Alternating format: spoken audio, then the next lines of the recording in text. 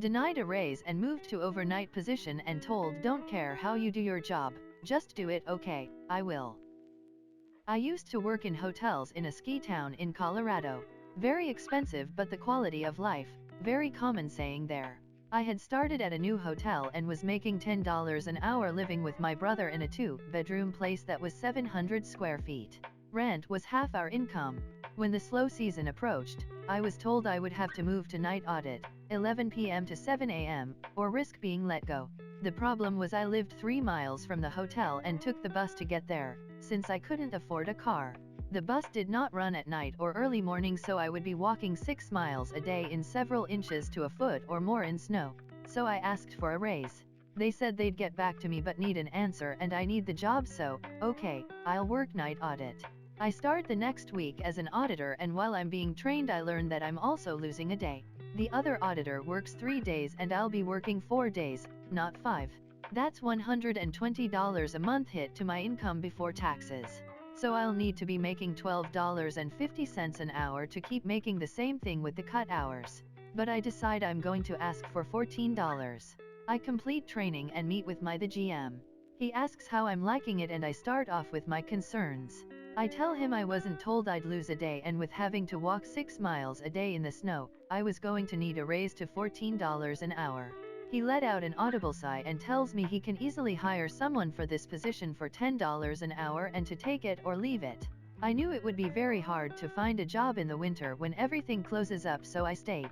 As I walked out of his office he says, I don't care how you do your job, just do it. Okay, I will. You see, this job was easy. It was 7 hours of me doing absolutely nothing and 1 hour of actual work, which gave me plenty of time to find shortcuts. The software we used allowed us to import scripts that you downloaded from the developer's site. One such script was a way to make my job literally one click. The problem was it was $500 a year license for it. Obviously I wouldn't propose to my GM a way to eliminate my job, but there was a free trial on every script for 7 days. I remember at the time you get around paywalls on news websites by going into the web console and simply removing the paywall from the source code. I decided to see if this was something I could do with this script.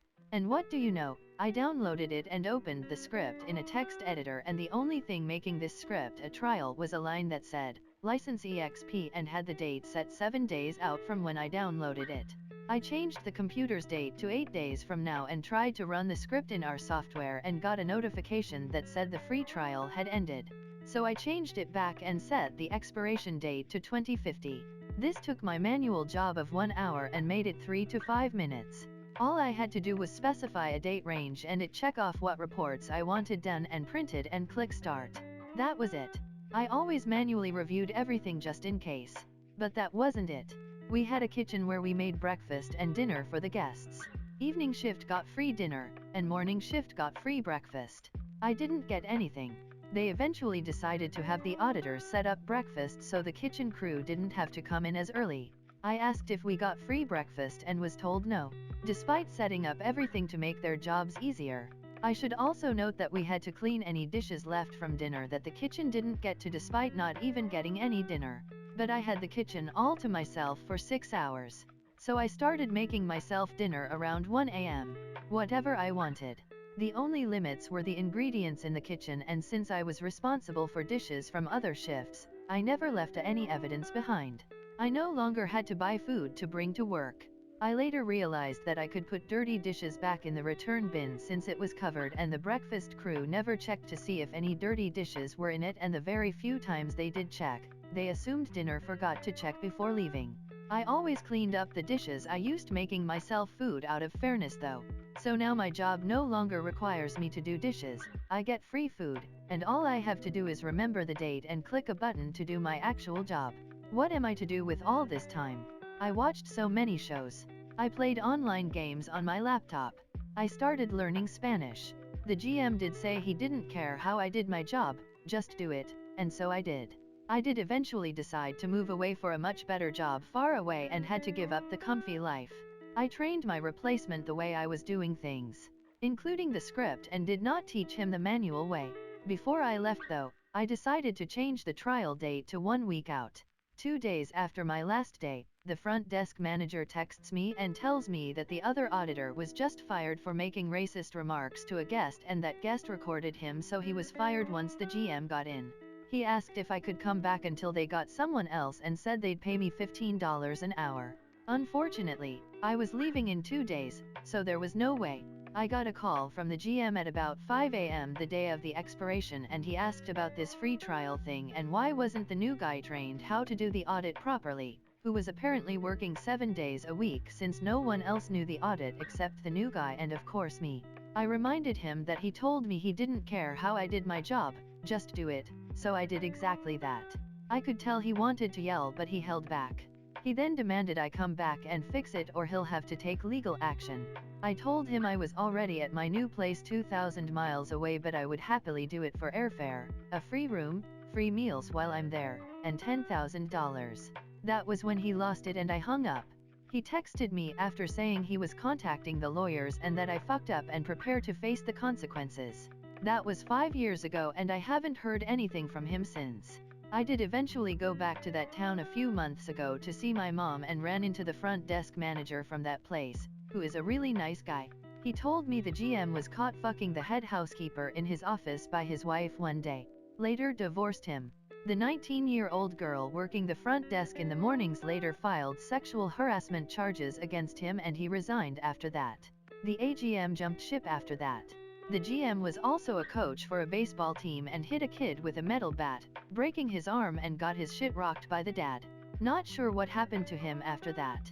The front desk manager now runs the place as GM and he's made sure that he, the AGM, and the FDM are all trained to do the audit. No dessert? But a drink is okay? Right you are then. A decade ago I was working for a small company of 7 people, very solid bunch that stood by each other. 3 months after I started we were acquired by a larger company. So we get a new manager, Mr. Bootstrap. All is well, we are a solid group and work well together, but the new manager is not playing ball. Very stiff on the wallet and such when we needed basic equipment like keyboards and screens and chairs and stuff. Get to the point will you? So, on to the MC. We had a division day out to up the spirits with the new manager and it ended with a dinner. When it was time for dessert, the manager said, "Oh no, this has been a pretty expensive day already, but I'll allow 1 drink more." I got the drinks menu from the waiter, order 1 glass of pretty fine whiskey. And the looks on my friends' faces was priceless, not sure Mr. Bootstrap noticed until later. Gosh darn, it was a good whiskey, and a lot more expensive than the dessert I didn't get. Thanks Mr. Bootstrap. That was one heck of a drink I'll probably never indulge in again. Update, there seems to be some PPL assuming this was a small company with a small budget we merged with. Not at all, compared to us. They were well off, this we knew. And they got our company cheap, as I later found out. They were just being cheap towards everybody. The way our new manager claimed an expensive day there at the table did not go down well with our old manager who was with us there, even though he did not act on it then and there, but it was obvious he was mad about it. I mean, we were only 7 going out and the company was paying for it. Oh, and the drink wasn't that expensive. Just the most expensive they had on the menu. Sadly they didn't serve milkshakes. You want more proof of COVID than a test? Alright. Some backstory. At the end of September everyone in my household got COVID and I almost went to the hospital. Asthma plus COVID is a nightmare. I sent my work the test results straight from my doctor as soon as it came in. The next day, with some back and forth with my work, we figured out my quarantine time and leave of absence. Given my role as a para in special education, being gone that long is a big toll, especially since there are almost no subs and I get tapped to sub due to my licensure. I needed to be back in as soon as possible. I went back after I was no longer infectious and struggled through the first week because I was out of breath. But I pushed through. Then I got worse again, so an urgent care doctor wrote me out for a few days and put me on antibiotics because of my symptoms. This weekend I got an email from HR saying, long story short, they were questioning my COVID leave and I needed to get checked by my doctor and have them verify that I did indeed have COVID, or they would rescind their approval of my leave of absence and possibly terminate me. I had 5 days to comply. Now that confused the hell out of me, so I spent the last few days playing phone tag to be told to get a signed form of verification of illness from my doctor, even though they told me I was good weeks ago because they had my positive COVID test. With how busy doctors are, their turnaround time for forms is 7 to 10 business days, which meant I had to make an appointment and see my doctor in order to submit the form within 5 days. Today I went to my appointment. My vitals were not great and my lungs still sound bad. My doctor filled the form stating that she could verify that I had COVID per testing positive and having seen me herself when I was ill. Additionally, the form also asked her to clear me to return to work with no restrictions. She decided that per my ongoing symptoms I would need to be put on light duty for an entire month. Starting now, no walking long distances, no stairs, hell, she even told me to lay off exercising. Not only did I have COVID, I am not healed from it entirely and need to continue recovery. As work needed the form filled out to confirm my illness and abilities, she answered it truthfully and wrote restrictions through Thanksgiving. I can't wait to call HR tomorrow and give them the verification form filled to their specifications, including my new restrictions. Considering 70% of my job is doing physically demanding things and I am even regularly pulled to sub because of my licensure, they will now be down a para and a sub as I cannot do either. This in a year with a huge staff shortage and almost no subs. Light duty at my work means basically sitting in an office and making copies occasionally. I might even cut some paper once in a while if I'm lucky. It'll be very chill and I look forward to it after how stressful the school year has been thus far. Don't clock out late? No problem. I worked for a hotel chain restaurant as a busboy, and had lots of other little side jobs besides working the floor, mostly helping to move stock off of pallets and stuff like that. Sometimes I would clock out a little late if shipments came in later or it was a busy day, plus large shipment always guaranteed another hour on the clock. We got a new manager who looked at my time card during her first fortnight as a new manager. She was real aggressive with me, asking me why I clocked out so late, like, so what's up? You're playing video games on the clock for an hour? You just hanging out getting paid. The rec room had video games. I explained that I was unloading pallets and she said, you're a busboy, that's not your job. You clock out at 9. We have a payroll to make and we can't do it with people working extra hours because they didn't work hard enough during their shift. Okay, fine. Finally, about a month later, it was summertime, and we get this really late delivery of a bunch of dairy items. The head chef received all, and then had me start unloading it. This is at 8:45 p.m. I told him, Chef, just to be clear, Miss Weatherby said that I have to clock out at 9. Chef, well, I need this thing unloaded. Me, I've got 15 minutes and then I get in trouble if I'm not clocked out. Chef, do your best. 8:46 p.m, go get the dolly. The dolly was taken by the banquet people, so I find it and start moving stuff. 8:53, first load on the dolly. 8:58, unloaded and back to the pallet. At 8:59, I stopped what I was doing, left it all there, and walked directly to the punch card machine. 9 p.m. on the dot, I punched out. The next day I got a call from the hotel's general manager, asking me why I left all the dairy on the pavement. It was left out overnight, and hundreds of dollars worth of stock was spoiled. Yes, I had to clock out at 9 p.m. GM, did you think it was a good idea to leave the milk outside? Me, no. GM, then help me understand why you didn't put everything away. Me, Miss Weatherby was very specific that I was not to clock out late to unload pallets. She said that's not my job. GM, did it occur to you that the chef needed to know this? Me, I told him I needed to clock out at 9 p.m. GM, we've lost hundreds of dollars and wasted all this food. Me, I would like to go back to the way it was, instead of having to clock out right at 9 p.m. on my evening shifts. GM, don't do this again, clock out when the job's done. Think of what the customer wants? Sure. I can't believe I am writing this, but here we go. We got a 2-for-1 special on malicious compliance today. I work at a print hub, working the printers and adjusting files and such. I put in a lot of work to deliver a perfect product, despite the issues that plague the shop, and always ensure that everything I produce is quality checked. This isn't due to me putting pride in my work, however, but rather my boss nitpicks nearly everything. If something is off-center by a millimeter, it's redone. If there is a small scratch on one poster in a pack of 5, the whole order is redone. Now, don't get me wrong, the boss is a good person, not a Karen or anything, but sometimes we have to redo orders several times to ensure it is done to her expectations, which is absolutely fair. She is the boss and it's not too often she does this. Anyways, on to the incident. I just learned that I am supposed to run a one-shot D&D session this weekend. Short notice, have maps, and everything to set up. It's a long story why this is last minute but doesn't pertain to the story.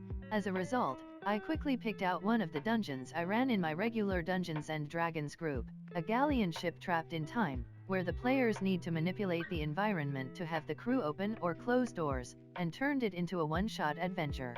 I call it the time between the seconds. Since it was last minute I didn't really have time to optimize maps, so I just sent the order through my Jobs Online submission, with the intention to just print out a pixelated mess just for the sake of having visuals. It's the way I DM, I like having visuals for my players to help them envision the area. Today when I came in, I found the order I submitted and completed it quickly. Admittedly, it was a bit of a mess, and it didn't help that our color machine started leaking toner, again. Blue streaks on the paper and everything. Whatever, I am fine with it. An hour later, while I was working with posters, my manager, let's call her Kay, came into the room. She started. Kay holding up my order, what is this? Me, oh, that's my job. I was. Kay interrupting, how can you say this is good? It's pixelated, and the machine dumped toner on it. Me, Kay, it's okay. I am. Kay interrupting again, it's not okay, you have to contact the customer and figure out how they want to proceed. Me sarcastically, trust me, I'm sure the customer won't mind. Look at the customer name. Kay, it doesn't matter, I want you to see how they want to proceed. Think about what they want. Me sigh, yes Kay. Kay dropped the order in front of me, and left the room. I considered my options for a moment, and looked towards my dwindling workload. Screw it. Malicious compliance number 1. I finished my assigned work and got to work on the maps.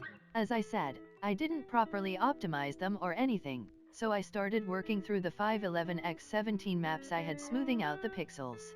It took about an hour to get everything set up. Normally I work on a program other than Photoshop for my maps.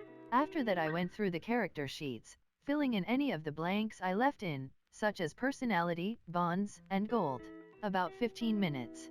Then what about any random gear they may have? A big part of this one shot is their carrying weight, so I calculate those totals up. Another 20 minutes. About an hour and a half later I have the files up to the customer's standards, which is mine, and I print them out again. But the toner dumping on the color printer is still an issue. So even though the files looked a lot better, there were still blue streaks in the paper.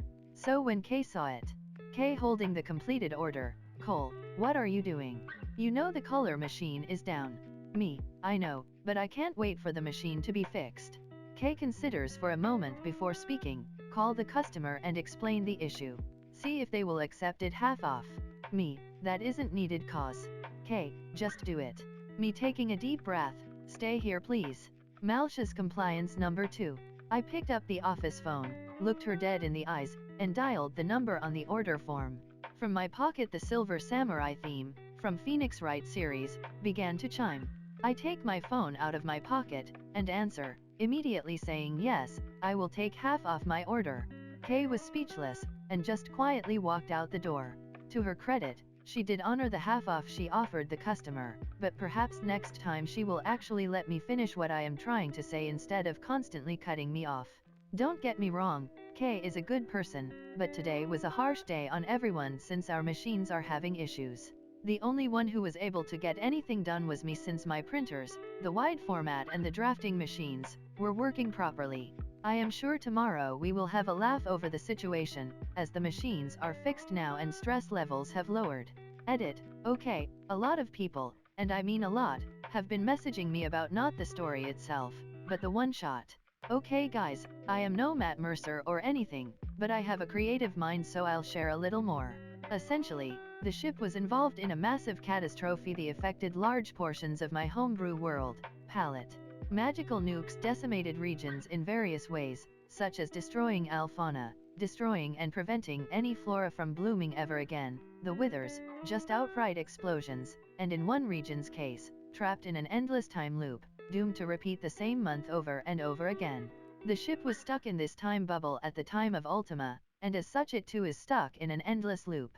The party won't be able to interact with basic things like doors and portholes because that would directly affect the time loop, but anything the party does can still affect the crew in general. Essentially, by interacting with things the crew is not interacting with, they can convince them the ship is haunted or similar circumstances, and get the crew to open the doors instead.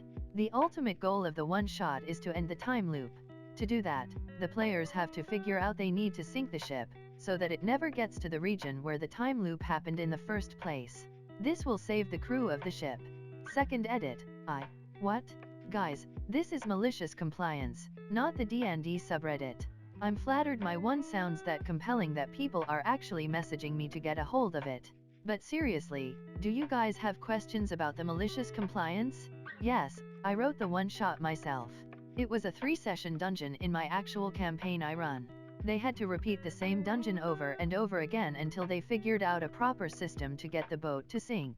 Each loop the CR of the operations/wraiths went up by 1, but they could only take a short rest during the entire experience at the end of each loop. The one-shot will only be one loop though, focused on the core mechanic I created for the dungeon. No, I am not giving it away, for now. My notes are a mess that my ADHD mind can comprehend, but others likely can't.